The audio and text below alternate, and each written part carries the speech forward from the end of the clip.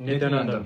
Hello everyone, I'm Shri Nitya Srinivasananda Maharaj. And I am Shri Nitya Shuddhashiva Nanda Maharaj. We are here to share the traumatic series of events we endured in Bolivia, which stripped us of our dignity, violated our fundamental human rights. What happened to us wasn't just an arrest, it was a public spectacle, a humiliation, and a violation of every basic human right. On March 20th, we planned to travel from Cayubaba, an indigenous community that we were serving in, to Santa Ana, a neighboring town with intentions of receiving supplies for our humanitarian efforts. Due to unforeseen delays, our departure was postponed from 7 a.m. to 12 p.m. And as we prepared to leave, municipality members arrived. They were aggressively cornering us, and the crowd grew to over 50 people, who were yelling, screaming, and recording the entire time. We urged the captain of the boat to depart urgently, but the mayor intervened, decommissioning the boat and leaving us stranded. The mob surrounded us before we got on the boat. They demanded a meeting, which we were not authorized to speak at, and we told them this multiple times. They continued to shout and scream at us, even after telling many of them that we don't speak Spanish. Such a difficult situation, but they continued. Tensions escalated rapidly. One of the enraged members of the mob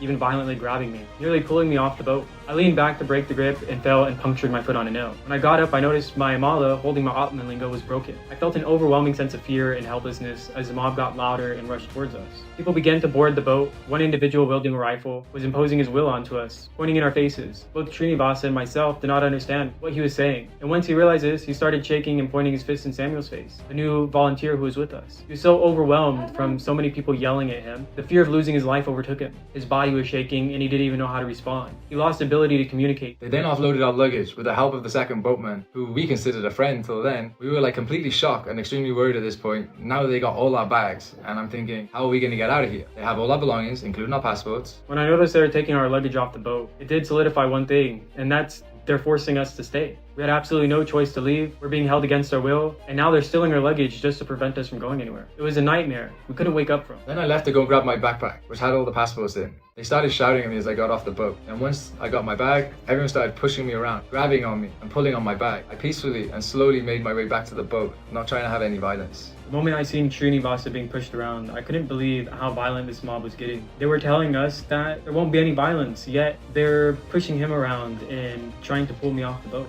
Yeah, and then the police arrived. We hoped for protection. Instead, they lied, got us off the boat. We collected our heavy luggage. Then, after 50 meters away from the boat, the mob surrounded the police, started speaking to the crowd, and started the investigation, which left us in a vulnerable and open position, unable to go anywhere, with the mob shouting at the police and us. We felt so trapped, we couldn't believe the police had put us in this position. After a grueling 30 minutes, the truck arrived to take us to the flight, but instead, they escorted us back to the town square plaza, where over 100 people awaited, and the 50 plus people from the harbour followed and joined. Our belongings were unlawfully searched, private documents photographed, and we were denied basic necessities like food, water, restroom access. Samuel was shaking, passed out from the exhaustion, lying on the floor. The atmosphere was surreal. People treated our suffering as entertainment, selling drinks, snacks, and even lighting fireworks. The indigenous community members that we built a good connection with, they started to arrive with confusion. They weren't sure why we were there and what was happening. Especially the kids, they couldn't process what was happening to us. We waited so long to leave, it just seemed like it would never end. After being made a public display, a public spectacle, and going through our bags, the truck came back to take us to the airport. We then went to the airfield where there was no plane. We were promised a flight out, but it was all a deception. We were held in an open-door hotel with minimal protection and security. The following day, we were flown to Santa Ana and then immediately to Trinidad, where immigration officials photographed us upon arrival. Images that soon appeared in the media. Despite being told we were not detained, we were forced into a police vehicle against our will. They took us to Trinidad immigration, where our visas were unlawfully revoked, and we were subjected to a grueling 10-hour armed convoy through the night to Santa Cruz. When we arrived, we did not expect to see our fellow female monks there. We were shocked again and wondering, what is all of this? We just went through an extremely intense experience to get here, and it's still ongoing, and they're still treating us like criminals. We witnessed our fellow female monks, including a pregnant woman and a young girl, being manhandled, hearing screams asking for their lawyer. Immigration put us in a separate room, so we could not speak to them. It was so surreal. We were literally being treated as prisoners and being detained. After many times we asked if we were allowed to go, and they said no. So many times we asked to go, they refused. We weren't just detained, we were hunted. This was not justice, but a blatant display of cruelty under the guise of procedure. Our basic human rights were stripped away, and our dignity was trampled upon. Exactly. And then we finally were let go. We all went back to the house. For a few hours, we were digesting the whole experience. Having not slept all night, the female monks, traumatized, exhausted, coming back to the house that was messed up from when the police had raided it, We couldn't believe it. It was so shocking to just find out that the day before, while we were dealing with the mob, the police raided the female's house with over 20 armed men. They forced all of the female monks and devotees to leave, kidnapping them, holding them hostage until we arrived.